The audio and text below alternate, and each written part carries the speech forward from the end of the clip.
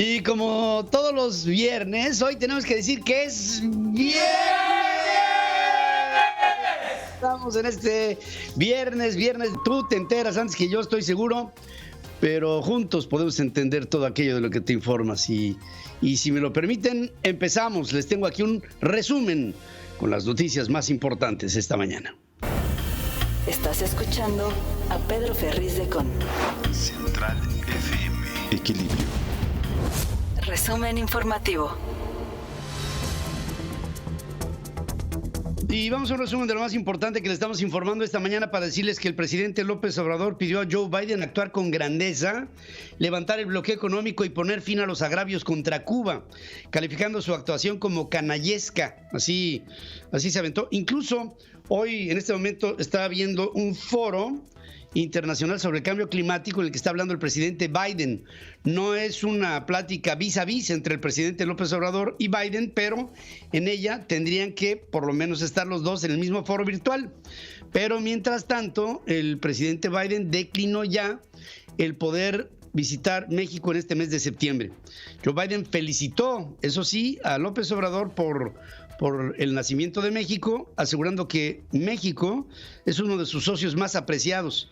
Dice que juntos somos capaces de promover intereses mutuos y de cooperar para abordar retos comunes.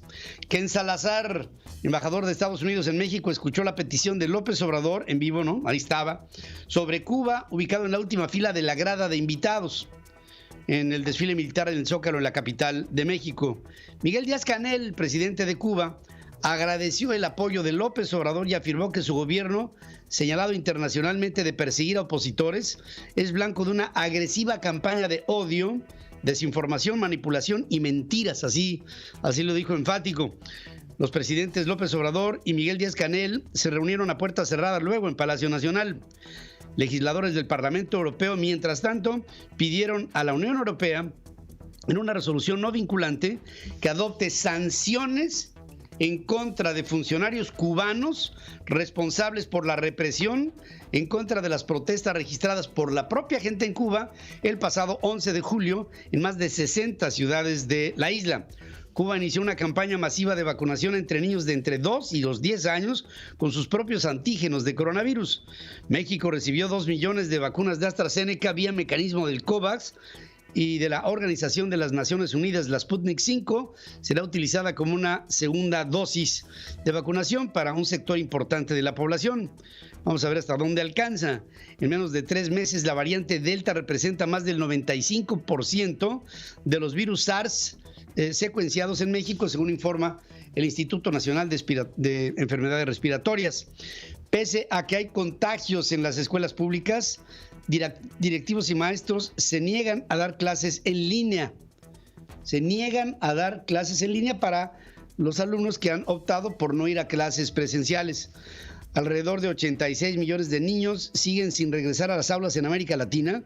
Muchos ni siquiera han podido acceder a la educación virtual, según advierte la UNICEF. Se está perdiendo mucho tiempo en la educación en el mundo y esto puede traer consecuencias presentes y futuras que pues solamente se van a ver conforme pase el tiempo. Samuel García, gobernador electo de Nuevo León, comunicó que dentro del programa de vacunación transfronteriza se podrán aplicar dosis a menores entre 12 y 18 años, hijos de trabajadores mexicanos. Además de padecer por falta de medicamentos oncológicos, ahora pacientes con cáncer del Hospital de la Niñez oaxaqueña se quedaron sin el 30% del personal de salud que los atendía, pues estos fueron despedidos. ¿Ante qué? Bueno, ante falta de presupuesto. Si quieren guerra tendrán, amenaza Cuauhtémoc Blanco, gobernador de Morelos, luego de que Germán Martínez, senador por Morena, propuso estrenar la ley de juicio político y declaración de juicio de procedencia y desaforar al gobernador de ese estado. La seguridad pública en Campeche estará en manos de Marcela Muñoz, quien ocupó el cargo de director de Seguridad Ciudadana en la alcaldía de Álvaro Obregón, en la Ciudad de México. 5 muertos, civiles y militares heridos es el saldo preliminar de un enfrentamiento de presuntas autodefensas y sicarios del cártel Jalisco Nueva Generación en el municipio de Tepalcatepec, en el estado de Michoacán, que arde ese estado por tantas confrontaciones, tantas balaceras que se dan entre grupos delincuenciales con las autoridades y también con ciudadanos de autodefensas. Luego de un enfrentamiento, elementos del ejército de los destacamentos en el norte de Coahuila, Nuevo León y Tamaulipas abatieron a 9 civiles armados en los límites de Coahuila y Nuevo León. Habitantes incendiaron el ayuntamiento de Altamirano, causaron destrozos y robaron mobiliario, de acuerdo con reportes de la región de Los Altos en Chiapas. Residentes de Papantla y sus alrededores cerraron 3 carreteras en el norte de Veracruz para que se les incluya en el censo de damnificados por el paso del huracán Grace en agosto pasado. Fue sepultada Mía Mayrin, 3 años de edad, quien falleció en el deslave del Cerro del Chiquihuite en el Estado de México el pasado 10 de septiembre. Todavía hay 2, un hermano de esta niña y su mamá, hasta este momento no han podido ser rescatados. México ganó un arbitraje internacional ante la empresa francesa Eutelsat, que acusó irregularidades bajo el Acuerdo de Promoción y Protección Recíproca de Inversiones. Aunque en México se trabaja en promedio 55% más que en países de la Unión Europea, las percepciones de los empleados son 60% inferiores, según un análisis de Viali, una asesoría e investigadora que está investigando, sondeando este tipo de desalineamientos en la economía del mundo. Emmett Sullivan, juez de la Corte de Distrito en Columbia, prohibió al gobierno de Biden expulsar a familias migrantes con niños arrestados en la frontera entre México y Estados Unidos bajo el título 42. La Administración de Alimentos y Medicamentos de los Estados Unidos dice que una tercera dosis de refuerzo de la vacuna contra el COVID de Pfizer genera una mayor respuesta inmune, pero no aseguran si sea necesaria de manera generalizada. Italia exigirá que todos los trabajadores tengan un pasaporte COVID. Se trata de requisitos de vacunación que son los más estrictos de Europa. Vladimir Putin, presidente de Rusia, admite que decenas de personas de su equipo contrajeron el COVID y que tendrá que seguir aislado por el brote.